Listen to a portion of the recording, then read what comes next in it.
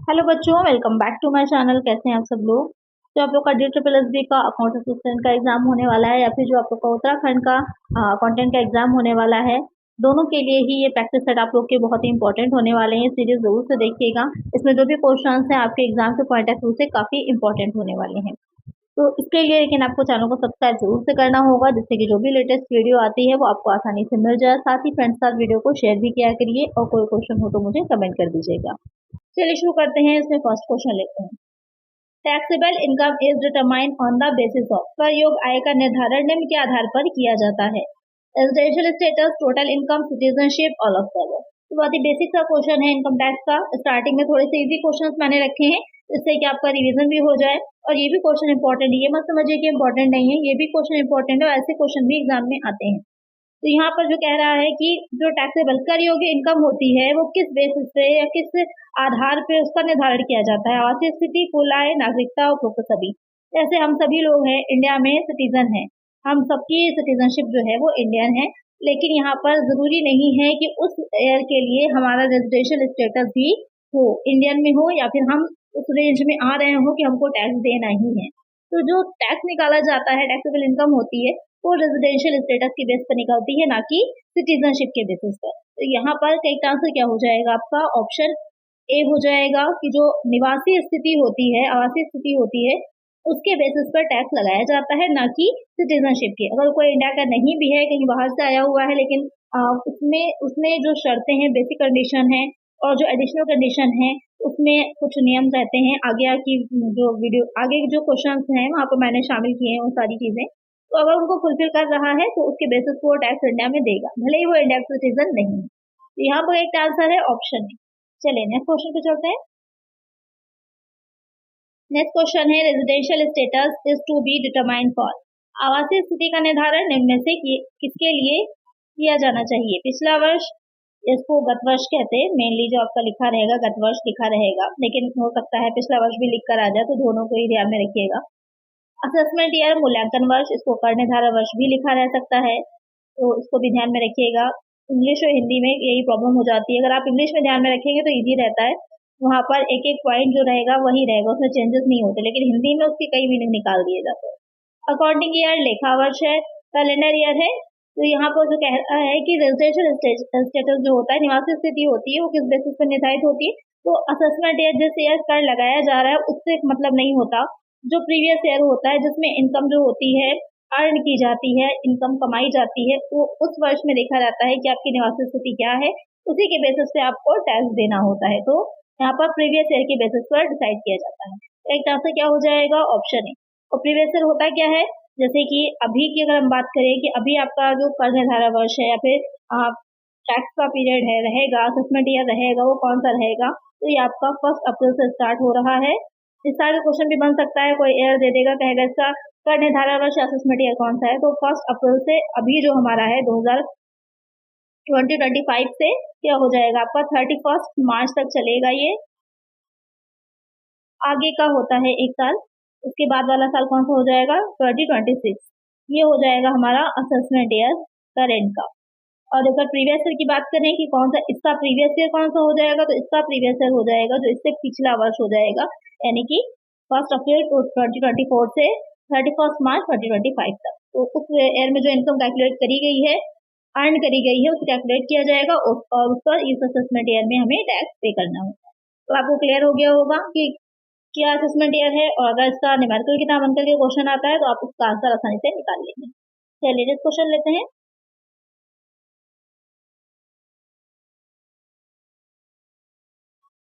Income tax act was passed in the year. आयकर अधिनियम किस वर्ष पारित किया गया था? 1860, 47, 61, 62। बहुत इजी सा क्वेश्चन है। कब पास किया गया था सभी को पता है आप लोगों को। 1 अप्रैल 1961 को ये पास हुआ था। ध्यान दीजिएगा, 62 भी दे रखा है, कंफ्यूज नहीं होना है। पास पूछ रहा है, ये नहीं पूछ रहा कि कब से उसे लागू किया गया था, कब से वो जो है इन्फोर्समेंट उसमें आया था, लेकिन यहाँ पर सिर्फ पूछ रहा है पास हुआ तो 61 में हुआ था। अगर पूछता है क्वेश्चन कि कब से लागू किया गया था, तो यहाँ पर आ जाएगा 1962 से। तो क्वेश्चन को ध्यान में रखिएगा, पूछ क्या रहा है। चलिए नेक्स्ट क्वेश्चन है।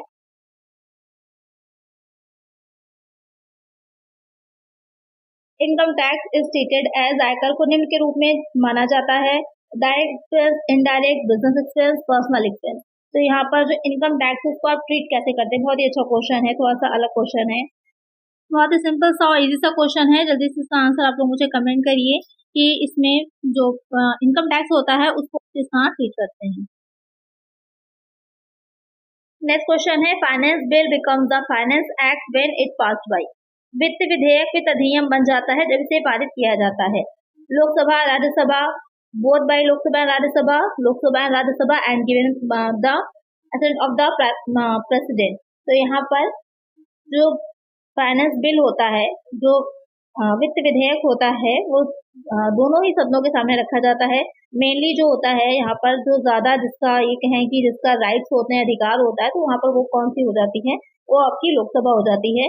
राज्यसभा सिर्फ उसे 14 डेज के लिए रोक के रख सकती है, बाद में उस पर उसको ज्यादा राइट नहीं होता तो अपना वो देना ही पड़ जाता है। उसके बाद उसको प्रेसिडेंट साइन की सिग्नेचर करती है अपनी, और हमारा जो अभी क्योंकि हमारी जो प्रेसिडेंट है वो एक लेडीज है, इसलिए जो वो सिग्नेचर करेंगी उसके बाद क्या होगा, हमारा जो वित्त विधेयक है वो वित्त अधिनियम बन जाएगा, फाइनेंस एक्ट बन जाएगा। तो यहाँ पर करेक्ट आंसर क्या हो जाएगा, ऑप्शन डी हो जाएगा। कौन है हमारे देश की प्रेसिडेंट इस टाइम की, तो आप लोग को सबको पता ही होगा। इसका आंसर मुझे कमेंट करिए कि इस टाइम पर हमारे देश की प्रेसिडेंट कौन है। वैसे तो ये बहुत ही जनरल क्वेश्चन है, लेकिन आप सबको पता होगा। चलिए नेक्स्ट क्वेश्चन लेते हैं। AOP association of person should consist of.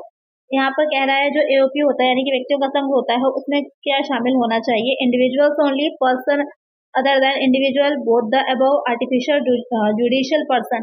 ये आपका क्वेश्चन जो है आपसे पूछा है कि जो व्यक्तियों का संघ होता है उसमें कौन से लोग शामिल हो सकते हैं। सिर्फ व्यक्ति इंडिविजुअल्स ही हो सकते हैं कि व्यक्ति ही सिर्फ शामिल होगा, या फिर व्यक्तियों के अलावा भी किसी और को शामिल किया जा सकता है। व्यक्तियों के अलावा से मीनिंग क्या हो जाती है, हाँ व्यक्तियों के अलावा का मीनिंग हो जाता है आपका कि जैसे कि कंपनीज हो गई, क्योंकि यहाँ पर अदर देन इंडिविजुअल का मीनिंग हो जाएगा कि कंपनी कोई शामिल हो सकती है, कोई सोसाइटी जो होती बनी होती वो शामिल हो सकती है। तो यहाँ पर करेक्ट आंसर ऑप्शन सी हो जाएगा, बोथ द अबव। चलिए नेक्स्ट क्वेश्चन है। नेक्स्ट क्वेश्चन है, surcharge of 10% is payable by an individual where the total income exceeds. किसी व्यक्ति द्वारा 10% का अधिभार देय है जहां कुल आय अधिक होती है। ये क्वेश्चन बहुत पूछा जाता है सरचार्ज से रिलेटेड। यहाँ पर क्या कह रहा है कि 10% का जो होगा सरचार्ज देना पड़ता है, यानी कि जो टैक्स हो जाता है। हमने पहले तो हमने 5 हेड्स होते हैं, 5 हेड से इनकम को कैलकुलेट किया तो हमारी क्या निकल के आ जाती है, ग्रॉस टोटल इनकम निकल करके जीटीआई जिसे कहा जाता है वो आ जाती है। अब उसमें से हम एटीसी की से यू तक की डिडक्शन को देते हैं, तो डिडक्शन देने के बाद जो हमारी निकल के आती है टोटल इनकम आ जाती है। जो टोटल इनकम होती है यहाँ पर हम क्या करते हैं, इसके बाद इस पर हम टैक्स लगाते हैं, जो भी टैक्स रेट्स होंगे उसके अकॉर्डिंग यहाँ पर हम टैक्स लगाते हैं अपना। और यहीं पर जब हमारा इनकम एक लिमिट से ज्यादा होती है तो वहां पर हमको सरचार्ज भी उसके ऊपर देना पड़ता है। सरचार्ज लगेगा, उसके बाद सरचार्ज के बाद जो लगता है वो क्या लगेगा, उसके ऊपर एजुकेशनल सेस लगाया जाता है 4% का। उसके बाद निकल करके हमारी टैक्स लायबिलिटी आ जाती है, और जो टैक्स लायबिलिटी निकल करके आती है हमारी, जिसका ध्यान में रखिएगा, ये ग्रॉस टैक्स लायबिलिटी निकल करके आती है, इन सबको ऐड करके ग्रॉस टैक्स लायबिलिटी निकल के आती है। इसमें से जब हम लेस कर देते हैं, क्या लेस करते हैं, जो हमारा टीडीएस होता है उसको हम घटा देते हैं, यहाँ पर लिख देते हैं, जो हमारा टीडीएस होता है जब हम उसको लेस करते हैं टीडीएस को, तो हमारी क्या निकल के आती है, नेट टैक्स लायबिलिटी निकल करके आती है। तो ध्यान में रखिएगा, ये भी क्वेश्चन आपसे पूछ सकता है कि ग्रॉस टैक्स लायबिलिटी में से क्या लेस करेंगे, जो कहा जाता है जो हमारी नेट टैक्स लायबिलिटी आती है तो टीडीएस लेस किया जाता है, उसके बाद हमारी नेट टैक्स लायबिलिटी निकल करके आ जाती है। तो ये हो जाता है पूरा प्रोसीजर जो टैक्स होता है उसको लगाने का। अब यहाँ पर क्वेश्चन पे आ जाते हैं जो सरचार्ज की बात कर रहा है कि 10% जो होता है कितने से अधिक होनी चाहिए, 7,50,000, 8,50,000, 10 लाख, या फिर इनमें से कोई नहीं। तो यहाँ पर जो ऑप्शन दे रखे हैं इसमें से कोई भी करेक्ट नहीं होगा, नन ऑफ दीज, क्योंकि जो इनकम होती है वो कितनी होनी चाहिए आपकी, जो 50 लाख है, 50 लाख से अबव और 1 CR से 1 करोड़ से आपकी इनकम कम होनी चाहिए, तो उसका 10% जो होता है वो हमको देना होता है। अगर 1 करोड़ से अबव हो जाएगी तो वहां पर हमारा जो सरचार्ज है उसके रेट्स बढ़ जाते हैं। तो करेक्ट आंसर यहाँ पर क्या होगा, ऑप्शन डी हो जाएगा। चलिए नेक्स्ट क्वेश्चन लेते हैं।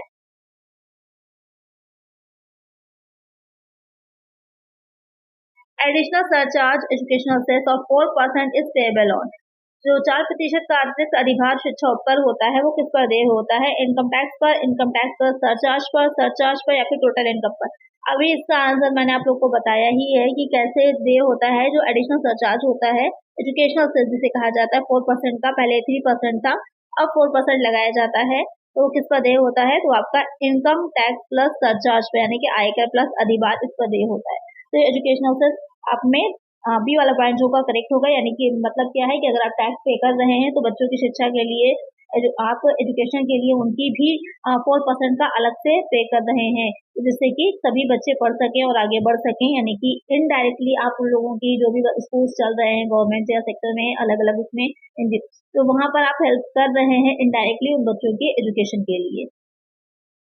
A citizen of India who goes abroad for the purpose of employment, he must stay in India to become resident at least। Bharat का नागरिक जो रोजगार के उद्देश्य से विदेश जाता है उसे निवासी बनने के लिए कम से कम भारत में रहना चाहिए। 182 डेज, 90 डेज, 60 डेज, 180 डेज। तो यहाँ पर क्वेश्चन क्या कह रहा है कि भारत का नागरिक है, इंडियन सिटीजन है, जो किस पर्पज से, एम्प्लॉयमेंट के पर्पज से इंडिया के बाहर अब्रॉड जा रहा है, उसे इंडिया में निवासी होने के लिए, क्योंकि मैंने बताया था कि सिटीजन होना इनफ नहीं होता, उसको रेजिडेंट, उसका रेजिडेंशियल स्टेटस भी होना चाहिए, रेजिडेंट होना चाहिए उस प्रीवियस ईयर में, तभी वो उस पर टैक्स देगा। तो होने के लिए उसे कम से कम इंडिया में कितने दिन रहना है? तो यहाँ पर उसे कम से कम 182 डेज रहना होता है, कम से कम 182 दिन प्रीवियस ईयर में वो रहा होगा, तभी वो इंडिया में रेजिडेंशियल ऑर्डिनरी रेजिडेंट माना जाएगा और टैक्स उस पर लगेगा।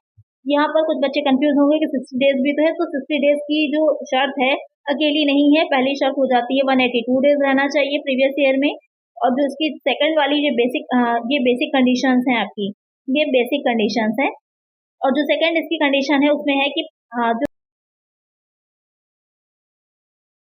यहाँ पर जो आपका एक अभिकथन दे रखा है, एक असर्शन है और दूसरा रीजन दे रखा है, उसका कारण दे रखा है। आपको दोनों को पढ़ना है, देखना है और ये बताना है कि इसमें से हो सकता है दोनों करेक्ट हो या फिर कोई एक करेक्ट हो, तो क्या है इसका आंसर, ये आप लोग को बताना है। आइए देखिए क्वेश्चन क्या है। An America citizen earns 10 lakh income from his business in India, since he is not a citizen of India and not a resident in India, but this income should not be taxed। कह रहा है कि एक अमेरिकी नागरिक भारत में अपने व्यवसाय से 10 लाख रुपए आयोजित करता है, क्योंकि वह भारत का नागरिक नहीं है और भारत में निवासी भी नहीं है, इसलिए इस पर आयकर नहीं लगाया जाना चाहिए। तो यहाँ पे क्या कह रहा है, पहले पॉइंट में जो मेन अभिकथन है कह रहा है कि इंडिया में ही वो अपने बिजनेस से 10 लाख रुपए क्या कर रहा है, अर्न कर रहा है, लेकिन है वो क्या, भारत का नागरिक नहीं है, अमेरिका का नागरिक है। तो इससे मतलब नहीं वो कहाँ का है, उसको सिर्फ जो बेसिक और एडिशनल कंडीशन है वो पूरी करना चाहिए। क्योंकि ये भारत का नागरिक नहीं है, भारत निवासी भी नहीं है, इसलिए उस पर आयकर नहीं लगाया जाना चाहिए। तो ये पॉइंट गलत है। ये पॉइंट एक गलत है, क्योंकि जो टैक्स लगता है वो सिटीजनशिप के बेसिस पे नहीं, रेजिडेंशियल स्टेटस के बेसिस पे लगता है। अब दूसरा वो क्या कह रहा है कि for taxing Indian income citizenship as residential status of an assessee is not necessary.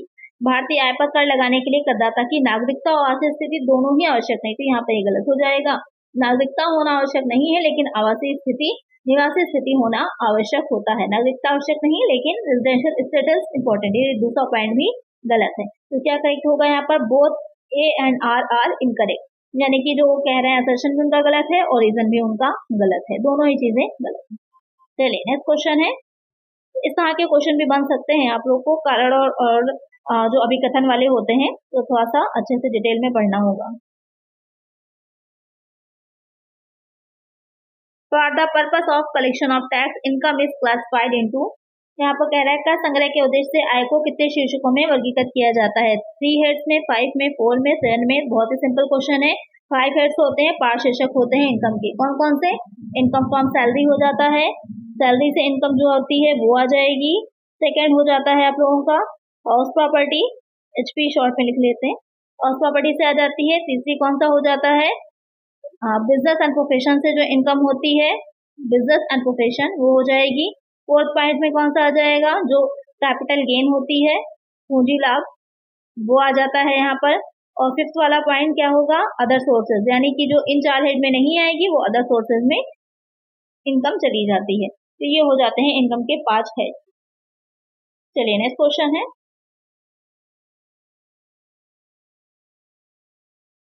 Which among the following is the progressive tax, निम्नलिखित में से कौन सा प्रगतिशील कर होता है? Custom duty, development surcharge, sales tax, income tax. यहाँ पे क्या कह रहा है, प्रगतिशील कर कौन सा है? तो इनकम टैक्स जो होता है वो प्रगतिशील कर होगा, आयकर। प्रगतिशील कर का क्या मतलब होता है? जैसे जैसे इनकम बढ़ती जा रही है वैसे वैसे टैक्सेशन टैक्स रेट जो होती हैं वो बढ़ती चली जाती हैं, वो प्रोग्रेसिव टैक्स कहलाता है। जैसे कि हमारे इंडिया में जो इनकम टैक्स लगता है वो प्रोग्रेसिव टैक्स ही है। यहाँ पर मैं सपोज कर लीजिए कि जैसे आपकी 3 लाख इनकम है, यहाँ पर एग्जैक्टली मैं नहीं बता रही हूँ, जो भी चल रही है सिर्फ आपको सपोज कर लीजिए 3 लाख की सपोज कर लीजिए इनकम है, तो वहाँ पर आपको 0% देना पड़ रहा है, कोई टैक्स नहीं पड़ रहा है, टैक्स फ्री इनकम हो गई। लेकिन 3 लाख से 5 लाख के बीच में अगर 3 लाख टू 5 लाख के बीच में आ रही है तो आपको कितना देना है? 10% का देना है। 5 लाख से इसके अबव जा रही है तो आपको 20% का देना है, और उसके 10 लाख के अबव जा रही है तो आपको 30% का देना है। तो ये हो जाता है प्रोग्रेसिव टैक्स। यही हमारे इंडिया में चल भी रहा है। इसमें ये होता है कि जो जितनी ज्यादा इनकम अर्न कर रहा है वो उतना ज्यादा टैक्स पे कर रहा है, यानी कि कर भार सब पर एक जैसा अगर 30% लगा दिया जाएगा तो 3 लाख वाला भी 30% देगा, 10 लाख वाला भी 30% देगा। तो ये 3 लाख वाले के साथ एक तरह से इनजस्टिस हो जाएगा, जस्टिस नहीं होगा क्योंकि उसकी इनकम कम है, इसलिए इस तरह का टैक्स रेट लगाया जाता है। तो एक आंसर है ऑप्शन बी। चलिए next question, discount received are, प्राप्त छूट है deducted when we receive cash, given by us when we sell, goods on credit deducted by us when we pay our accounts, none of these। Question क्या कह रहा है कि जो नगद प्राप्त छूट होती है वो क्या रहेगी? तो अभी तक जो क्वेश्चन सॉल्व किए वो हमने इनकम टैक्स के थे, अब इसके आगे अकाउंट क्रेडिट कुछ क्वेश्चन को सॉल्व कर लेते हैं। और इनकम टैक्स में जो क्वेश्चन थे वो तो अभी मतलब सिर्फ बेसिक ही है, अभी धीरे धीरे इसका और आगे एडवांस लेवल तक हम जाएंगे। जो इनकम टैक्स के इंपॉर्टेंट क्वेश्चन है और भी लेकर के मैं आऊंगी। वैसे ये क्वेश्चन जो थे वो भी आपके प्रीवियस अकाउंटेंट के ही एग्जाम में पूछे हुए क्वेश्चन रहे हैं, तो वो भी काफी इंपॉर्टेंट है। जो भी आपको नहीं आया हो या जो करेक्ट ना हुआ हो तो आप लोग उसको जोर से नोट कर लीजिएगा। चलिए यहाँ पर देखते हैं डिस्काउंट रिसीव क्या होता है। जो प्राप्त छूट है, नगद प्राप्त होने पर कटौती की जाती है। जब हम क्रेडिट पर माल बेचते हैं तो हमारे द्वारा दी जाती है, जब हम अपने खातों का भुगतान करते हैं तो हमारे द्वारा कटौती की जाती है, इनमें से कोई नहीं। तो यहाँ पे क्या रहेगा, जो डिस्काउंट रिसीव हो रहा होता है इसकी मीनिंग हो जाती है deducted by us when we pay our account. जब हम अपने अकाउंट को पे करते हैं तो हमें जो छूट जो डिस्काउंट होता है वो मिलता है, तो हम अपने खातों में से उसको कम कर लेते हैं या घटा देते हैं, उसके बाद पेमेंट करते हैं। तो डिस्काउंट रिसीव आपका करेक्ट आंसर ऑप्शन सी हो जाएगा। चलिए नेक्स्ट क्वेश्चन है,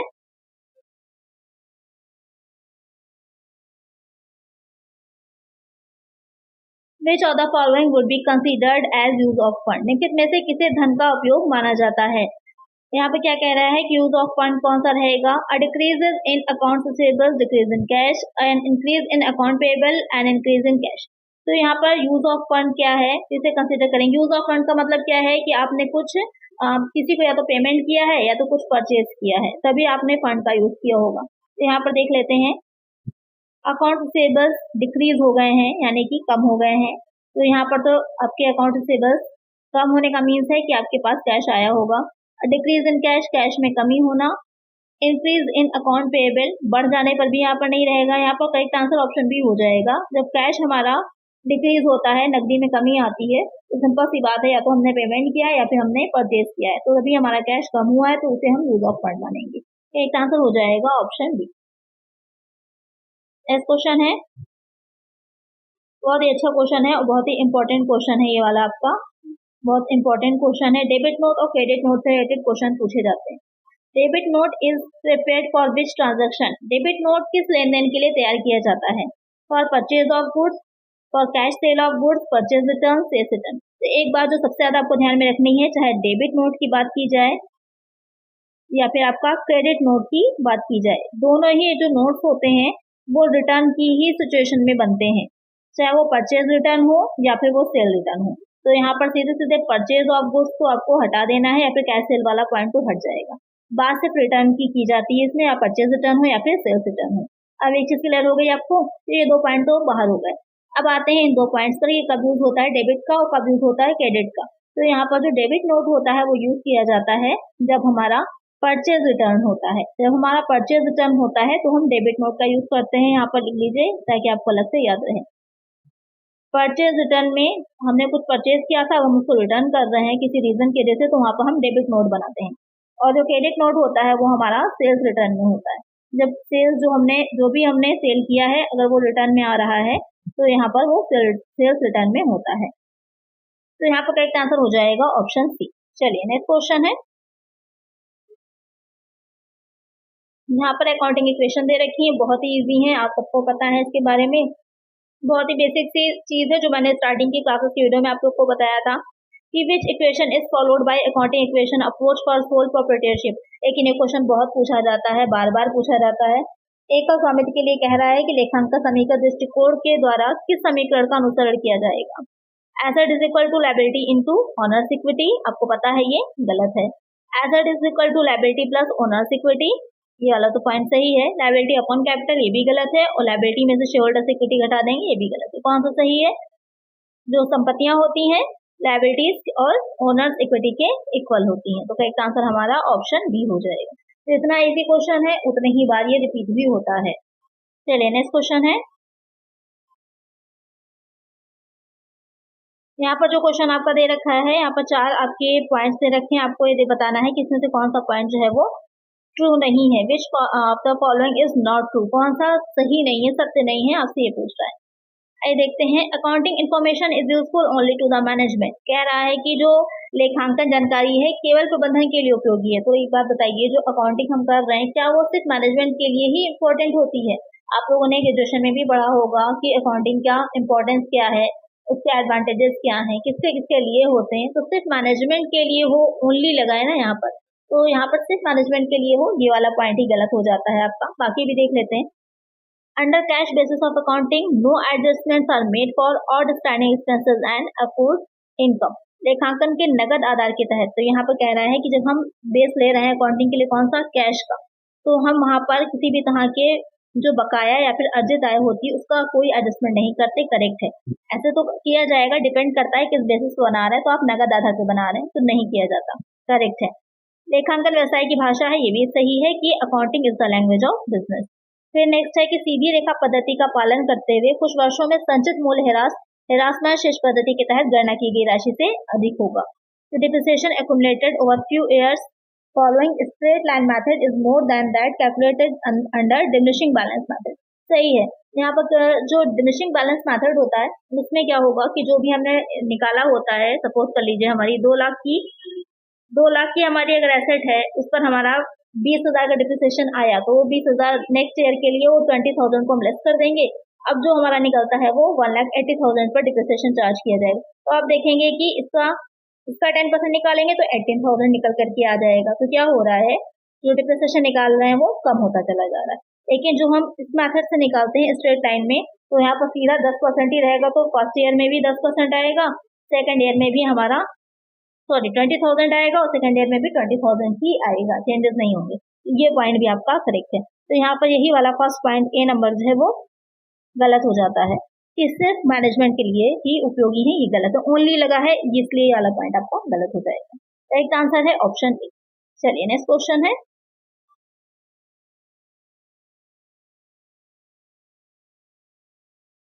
ट्रायल बैलेंस इज ए, जो ट्रायल बैलेंस यानी कि तलपट होता है या फिर उसको परीक्षा सूची भी बोला जाता है, क्या होगा? एक रियल अकाउंट है, वास्तविक खाता है, पर्सनल व्यक्तिगत खाता, नॉमिनल अकाउंट नाममात्र का खाता, या फिर list of balances of all account, सभी खातों के शेष की सूची है। तो करेक्ट है, ना रियल है, ना पर्सनल है, ना ही नॉमिनल है, क्या है? लिस्ट है। जो लेजर हम बनाते हैं, लेजर में जो अकाउंट हमारे होते हैं उसमें जो बैलेंस निकल करके आता है उन्हीं से ही हम ट्रायल बैलेंस को तैयार करते हैं। एक आंसर होगा हमारा option D. Next question. Fixed asset purchase on credit are shown in, credit पे खरीदी गई यानी कि उधार पे खरीदी गई अचल संपत्तियों को दिखाया जाता है। तो जो प्रीवियस वीडियो मैंने अपलोड करी थी वहां पर आपको बताया था किसी भी तरह की जो क्रेडिट में हम परचेज कर रहे हैं या फिर कुछ भी सेल कर रहे हैं तो उसे हम किसमें दिखाते हैं? उसे जो जर्नल प्रॉपर होता है उसमें दिखाया जाता है। एक आंसर क्या हो जाएगा? Option C. तो आज की वीडियो के बहुत ही इंपॉर्टेंट 20 क्वेश्चन थे। आप लोग मुझे कमेंट सेक्शन में बताइए कि इसमें से कितने क्वेश्चन आप लोग के 100% करेक्ट हुए हैं या कितने क्वेश्चन आप लोग के सॉल्व हुए हैं। आंसर आप जो क्वेश्चन मैंने किया उसका आंसर भी कमेंट करिएगा और साथ साथ ये वाला पॉइंट भी मुझे क्लियर करिएगा। चलिए आज की वीडियो में इतना ही। आई होप आपको वीडियो अच्छी लगी होगी, क्वेश्चन हेल्पफुल रहे होंगे। अगर वीडियो अच्छी लगी है तो लाइक जरूर से कर लीजिएगा। इसी तरह की वीडियोस के लिए अगर अभी तक चैनल को सब्सक्राइब नहीं किया है तो जरूर से उस चैनल को सब्सक्राइब कर लीजिएगा। चलिए मिलते हैं नेक्स्ट वीडियो में। Thank you.